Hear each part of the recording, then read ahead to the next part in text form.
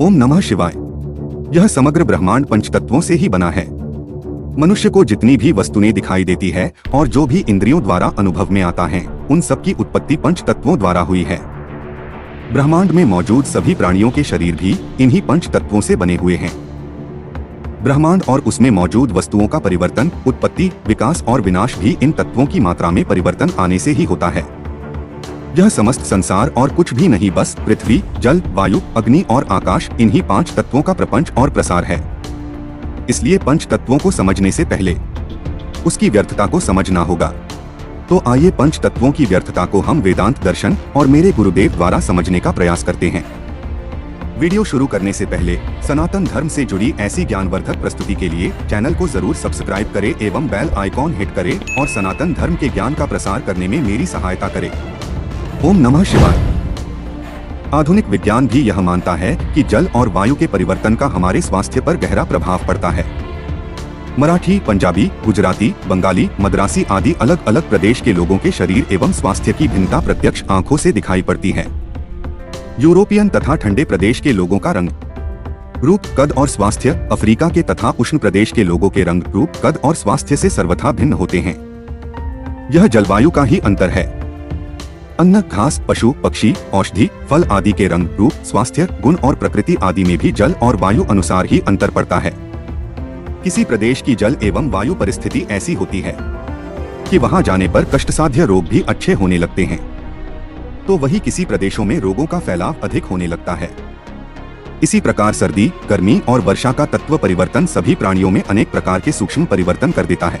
आयुर्वेद शास्त्र में वात, पित्त और कफ के असंतुलन को ही सभी रोगों का कारण माना गया है। वात का अर्थ है वायु, पित्त का अर्थ है गर्मी और कफ का अर्थ है जल। पांच तत्वों में पृथ्वी तत्व सभी प्राणियों के शरीर का स्थिर आधार है, क्योंकि मिट्टी से ही शरीर बना है और जला देने या दफना देने पर केवल मिट्टी के रूप में ही इसका अस्तित्व रह जाता है। इस प्रकार पृथ्वी तत्व सभी प्राणियों के शरीर का स्थिर आधार होने के कारण वह रोग आदि का कारण नहीं बनता। आकाश तत्व का संबंध मन, बुद्धि और इंद्रियों की सूक्ष्म तन्मात्राओं से है। स्थूल शरीर पर जलवायु और गर्मी का ही प्रभाव पड़ता है और उन्हीं प्रभावों के आधार पर रोग और स्वास्थ्य निर्भर रहता है। आयुर्वेदानुसार विशेष प्रभावशाली, गतिशील, सक्रिय एवं स्थूल शरीर को स्थिर करने वाले कफ, वात और पित्त अर्थात जल, वायु एवं गर्मी ही हैं। दैनिक जीवन में जो उतार चढ़ाव होते रहते हैं, उनमें इन तीन का ही प्रधान कारण होता है। फिर भी शेष दो तत्व पृथ्वी और आकाश शरीर पर स्थिर रूप में काफी प्रभाव डालते हैं। मोटा या पतला होना, लंबा या ठिगना होना, रूपवान या कुरूप होना, गोरा या काला होना, कोमल या सुदृढ़ होना, शरीर में पृथ्वी तत्व की स्थिति से संबंधित है। इसी प्रकार चतुरता, मूर्खता, सदाचार, दुराचार, हिंता, महानता, तीव्र बुद्धिमंत बुद्धि, सनक, दूरदर्शिता, खिन्नता, प्रसन्नता एवं गुण, कर्म, स्वभाव, इच्छा, आकांक्षा, भावना, आदर्श, लक्ष्य आदि बातें इस पर निर्भर रहती हैं कि आकाश तत्व की स्थिति क्या है। उन्माद, सनक, दिल की धड़कन, अनिद्रा, पागलपन, दुःस्वप्न, मूर्छा, घबराहट, निराशा आदि रोगों में आकाश ही प्रधान कारण होता है। वायु की मात्रा में अंतर आने से गठिया, लकवा, दर्द, अकड़न, नाड़ी विक्षेप आदि कई रोग उत्पन्न होते हैं। अग्नि तत्व के विकार से फोड़े, फुंसी, चेचक, ज्वर, रक्तपित्त, हैजा, दस्त, क्षय, श्वास, रक्त विकार आदि बढ़ते हैं। जल तत्व की गड़बड़ी से जलोदर, पेचिस, संग्रहणी, मधुप्रमेह, स्वप्न दोष, सोमप्रदर, सर्दी जुकाम, अपच, शिथिलता जैसे रोग उठ खड़े होते हैं। इसी प्रकार अन्य तत्वों का घटना बढ़ना अनेक रोग उत्पन्न करता है। रसोई का स्वादिष्ट तथा लाभदायक होना के लिए उनमें पड़ने वाली चीजें नियत मात्रा में होनी चाहिए। जिस प्रकार पानी, नमक, चीनी, घी आदि की मात्रा बहुत कम या अधिक हो जाए तो भोजन का स्वाद, गुण तथा रूप बिगड़ जाता है। उसी प्रकार हमारे शरीर में भी पंचतत्वों की मात्रा में गड़बड़ी होने से स्वास्थ्य में निश्चित रूप से खराबी आती है। इसी पंच तत्वों के कारण रोगी मनुष्य निरोगी और निरोगी मनुष्य रोगी बन सकता है। किसी भी योग के साधकों को यह समझ लेना चाहिए कि पंच तत्वों से बने देह को सुरक्षित रखने का एक ही आधार यह है कि देह में सभी तत्व स्थिर मात्रा में रहें। शरीर में मौजूद पांच तत्व ही पांच ज्ञानेंद्रिया और पांच कर्मेंद्रियों को क्रियाशील रखते हैं। लापरवाही, अव्यवस्था और आहार विहार के असंयम से तत्वों का संतुलन बिगड़ जाता है और इस प्रकार देह का रोगग्रस्त होना एक प्रकार से हमारे देह में विराजमान उस परमात्मा का तिरस्कार करना ही है। आपने हमारी ब्रह्म ज्ञान की अब तक की प्रस्तुतियों को समझा होगा तो आपको मालूम ही होगा कि वेदांत शास्त्र में इन पांच तत्वों को आत्मा का आवरण एवं बंधन माना गया है। आचार्य शंकर ने तत्वबोध नामक ग्रंथ में स्पष्ट कहा है कि बंधन से मुक्ति प्राप्त करने के लिए पहले हमें यह भली भांति जान लेना चाहिए कि यह संसार और कुछ नहीं, केवल पंचभूतों के परमाणुओं का इधर उधर संयुक्त और विमुक्त होते रहना मात्र है। जिस प्रकार वायु से प्रेरित बादलों के संयोग वियोग से आकाश में कई प्रकार के कौतूहल पूर्ण चित्र क्षण में बनते और बिगड़ते रहते हैं, उसी प्रकार इस संसार में अनेक प्रकार के निर्माण, विकास और ध्वंस होते रहते हैं। जिस प्रकार बादलों से बनने वाले चित्र मिथ्या, स्वप्न और माया हैं, उसी प्रकार संसार भी स्वप्न या माया ही है। इस समस्त संसार में उत्पन्न और विनाश होती सभी वस्तुएं और प्राणी केवल और केवल पंचभूतों के परमाणुओं का बनना और बिगड़ना मात्र है। इसीलिए हमारे शास्त्रों में उसे परमात्मा की लीला और माया बताया गया है। अपने आप को आधुनिक कहने वाले लोगों ने वेदांत शास्त्रों का गलत अर्थ निकाल दिया है। उन्हें यह लगता है कि वेदांत शास्त्रों द्वारा लोगों में अकर्मण्यता एवं अनिच्छा पैदा होगी और सांसारिक उन्नति की महत्वाकांक्षा रुक जाने से हमारा समाज या राष्ट्र पिछड़ा रह जाएगा। ऐसे लोगों का यह सोचना बहुत ही मूर्खतापूर्ण है, क्योंकि ऐसे मूर्ख लोग इतना तो जानते ही हैं कि एक दिन हमें मरना है तथा मरने पर कोई भी वस्तु साथ नहीं जाती।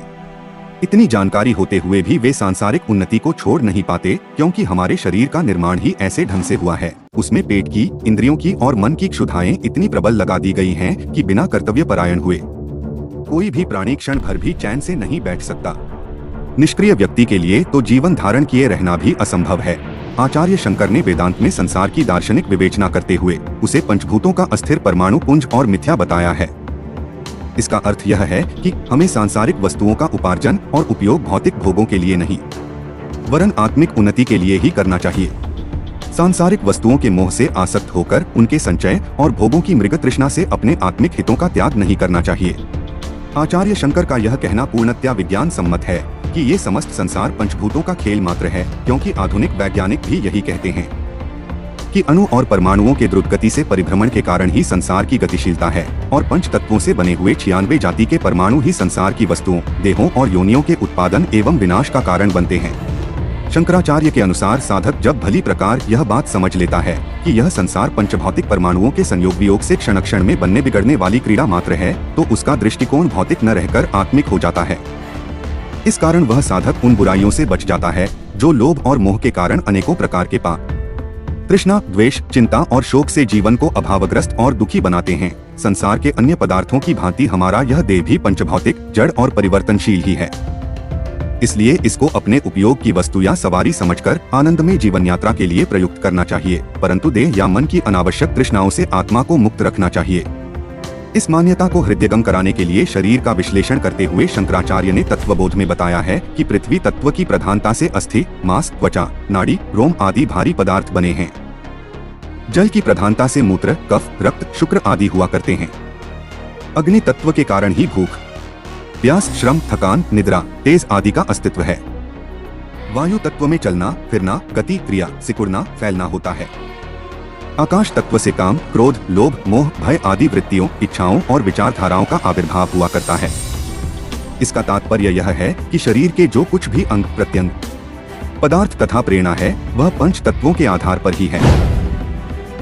जब इस प्रपंच रूप संसार और पंचावरण युक्त शरीर से अहम की मान्यता हटाकर उस विश्वव्यापी चैतन्य आत्मा में अपने आप को परिव्याप्त मान लिया जाए, तो वह परिपूर्ण मान्यता ही मुक्ति बन जाती है। शरीर और संसार की पंचभौतिक सत्ता को प्रपंच शब्द से संबोधित किया गया है और वेदांत में योग साधना का आदर्श है कि मैं और मेरा द्वैत छोड़कर केवल मैं का अद्वैत सीखो। विश्व में जो कुछ है वह मैं आत्मा हूँ, मुझसे भिन्न कुछ है ही नहीं। यह मान्यता अद्वैत ब्रह्म को प्राप्त करा देती है। इसी बात को भक्तिमार्गी दूसरे शब्दों में कहते हैं, जो कुछ है तू है, मेरा अलग अपंतु कुछ नहीं। दोनों ही मान्यताएं बिल्कुल एक हैं। भक्ति मार्ग और वेदांत में शब्दों के फेर के अतिरिक्त वस्तुतः कोई भी अंतर नहीं है। अन्नमय कोश के परिमार्जन के लिए तीसरा उपाय तत्व शुद्धि है।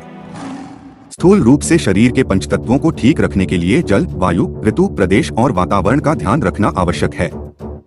सूक्ष्म रूप से पंचीकरण विद्या के अनुसार तत्व ज्ञान प्राप्त करके आत्म तत्व और अनात्म तत्व के अंतर को समझते हुए प्रपंच से छुटकारा पाना चाहिए। तत्व शुद्धि के दोनों ही पहलू महत्वपूर्ण हैं। जिसे अपना अन्नमय कोश ठीक रखना है, उसे व्यावहारिक जीवन में पंचतत्वों की शुद्धि संबंधी बातों का भी विशेष ध्यान रखना चाहिए, जिसे हम गायत्री शक्ति की इस श्रृंखला की आने वाली प्रस्तुति में जानेंगे। लेकिन उससे पहले आपको ये समझना होगा कि सिर्फ सुनने और जानने से कुछ लाभ नहीं होगा, क्योंकि जब तक आप इन सब बातों को अपने आचरण में नहीं लाएंगे, तब तक सब व्यर्थ है। ओम नमः शिवाय।